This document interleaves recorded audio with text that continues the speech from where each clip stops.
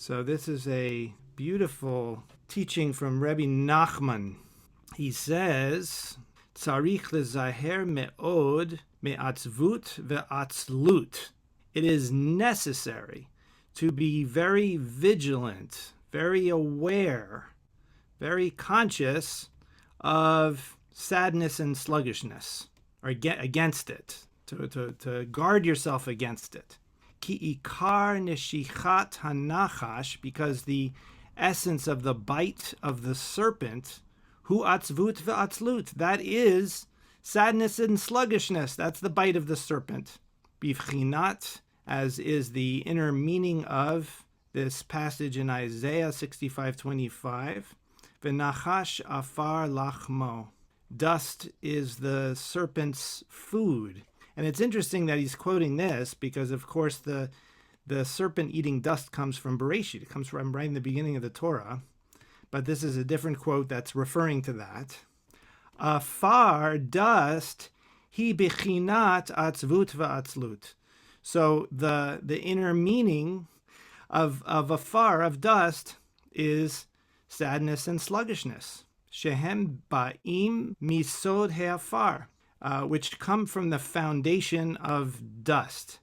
Now it's interesting in this little phrase here, it says that these qualities of sluggishness, my tongue is being a little sluggish, sluggishness and sadness are the YESOD, the foundation of afar. It's using that same word as the sphira, which I find just fun because atzvut va'atzlut, of course, are the opposite of the meaning of Yesod in the tree of life, meaning that the foundation of anything we want to do in life is the opposite of atzvut va'atzlut. We have to feel alive, we have to feel well-being, we have to feel positivity. Kamuva basfarim, as it is brought in the writings. So there's a few nice little things kind of embedded in here. So first of all, why is it being likened to a bite of a serpent? He doesn't say this explicitly, but of course, if a serpent bites you, a poisonous serpent, which I assume that that's kind of what it's referring to, that's why it's using the image of a serpent, is because they have venom, and that venom can kill you.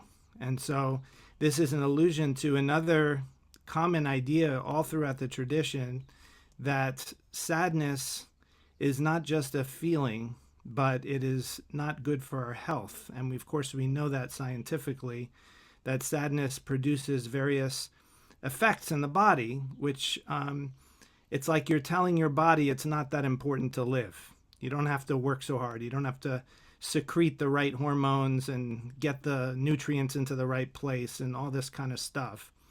Whereas a feeling of well-being and happiness and lightness and movement, not sluggishness, but movement, creates health. The other thing is this idea of the afar, the dust, representing these qualities of sluggishness and sadness. Again, it doesn't say this explicitly, but to me this is an allusion to, again, Bereshit, where right after the serpent convinces Adam and Eve to eat from that tree of knowledge of good and bad, and they leave the garden, it says, Afar atav ve'el afar tashuv. You are dust, and to dust you shall return. And it's a sad moment when they have to leave the bliss of the Garden of Eden, right? So all these things are tied together, where dust is bringing to mind the fact that when we contemplate the fact that our bodies are finite and that we will die one day, that creates sadness, which of course gets us a little closer to that day because it's not good for our health. But how do we combat this? Is it telling us what to do about it? Is it just saying don't be sad? I mean, what is that really helpful? So if we look at the first sentence, Sarich lezaher me'od. You should be very zaher. Now the word zaher has the meaning of being attentive, but in order to guard yourself from it. So in a very plain meaning, it makes sense because our feelings are nourished by our thoughts. And if we start to think in a negative way, then that will create negative feelings. However, just being aware of that alone doesn't get us out of it necessarily so well.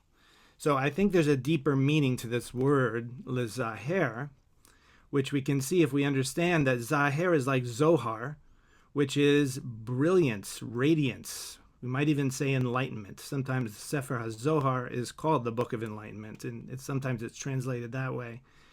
And so we're talking about not just being on guard, which we might misunderstand to mean negating or pushing away feelings of sadness, but rather to be the attentiveness of the sadness. Why? What's the point of being attentive to the sadness? Why don't we just get rid of it? If it's not healthy for us, just get rid of it. Well, because every feeling, every emotion we have, every mood we have is a modulation or a form of consciousness.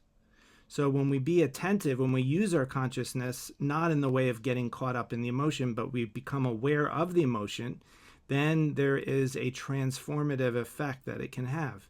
It can start to, because it's in the form of negativity. And as we become aware of it and we, rather than try to push it away, accept it and be present with it, it can start to loosen up a little bit. Sometimes it's quickly, sometimes it takes some time, but through that accepting and being present with the sadness, there can be a loosening. And in that loosening up, that's really what's meant by going out of Egypt. Mitzrayim means constriction. It means that our consciousness is constricted into a form of negativity, and then it can loosen up and we can just be free from that. And then we have to remember that that's a wonderful thing, and it's not that hard to be happy about that once we experience that. So this is an aspect of meditation and consciousness, not just something we're doing with our emotions. Shalom. I hope you've enjoyed this Torah of Awakening. If you have, you can help support by clicking the thumbs up and subscribing to the channel. And if you'd like to leave a comment, I would love to hear from you. You can also click the bell to get notified when I go live on YouTube. And when you're ready, head on over to TorahofAwakening.com and become a member to join the community for learning and meditation 5 days a week. There are also programs for both children and adults, all at TorahofAwakening.com. I'm Rabbi Brian Yosef Schachter-Brooks. Until next time, all blessings.